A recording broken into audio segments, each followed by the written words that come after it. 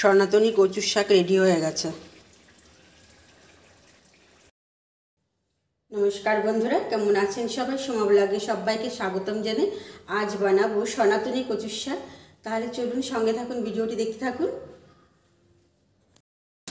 লবণ আর হলুদ দিয়ে কচুর শাকটা সেদ্ধ করে নিয়েছি। কড়াইতে তেল দিয়ে দিয়েছি আর তেল গরমও হয়ে গেছে। একটা ফোড়ন দেব, নিয়েছি 5 ফোড়ন, শুকনো লঙ্কা আর তেজপাতা।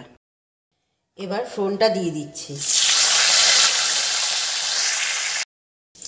ফোড়নটা হয়ে গেছে, ফোড়ন দিয়ে খুব সুন্দর একটা গন্ধ বেরোচ্ছে। এবার দিয়ে দিচ্ছি একটা মশলা, আদা, জিরে আর কাঁচা লঙ্কা।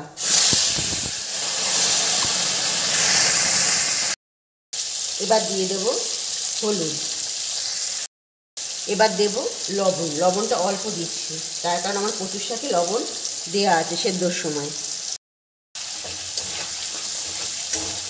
মশলাটাকে ভালো করে কষিয়ে নেব।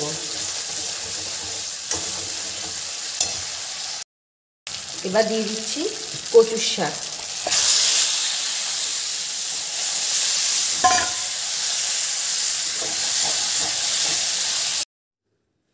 এদিকে নিয়েছি কাজু, কিশমিশ আর বাদাম। বেশ শুকিয়ে এসছে। এবার দিয়ে দিচ্ছি বাদামগুলো, সব দিয়ে দিলাম। দিয়ে বেশ ভালো করে একটু নেড়ে চেড়ে দেবো। আর দিয়ে দিচ্ছি স্বাদ ব্যালেন্সের জন্য দিয়ে দিচ্ছি চিনি। এবার আবার একটু বেশ ভালো করে নেড়ে চেড়ে দেবো। আর দিয়ে দিচ্ছি এবার গরম মশলা। গরম মশলা দিয়ে নেড়ে নামানোর সময় ঘিটা দিয়ে ব্যাস নামিয়ে নেব। আমার সনাতনী কচুর শাক রেডি হয়ে গেল।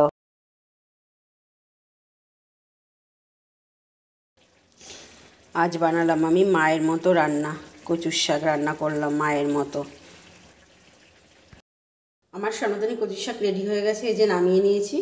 আর যদি আপনাদের ভালো লাগে তাহলে আপনারা জলদি ট্রাই করুন আর আমাকে কমেন্ট বক্সে এসে জানিয়ে যান যে কীরকম হয়েছে খেতে। আর আমার ভিডিও যদি ভালো লাগে তাহলে আমার পেজটিকে ফলো করে দেবেন, শেয়ার করে দেবেন। আর যদি ইউটিউব থেকে দেখে থাকেন তাহলে আমার চ্যানেলটিকে সাবস্ক্রাইব করে দেবেন। সবাইকে অনেক ধন্যবাদ। ভালো থাকবেন, সুস্থ থাকবেন। ফিরে আসবো নতুন কোনো ভিডিওর সাথে।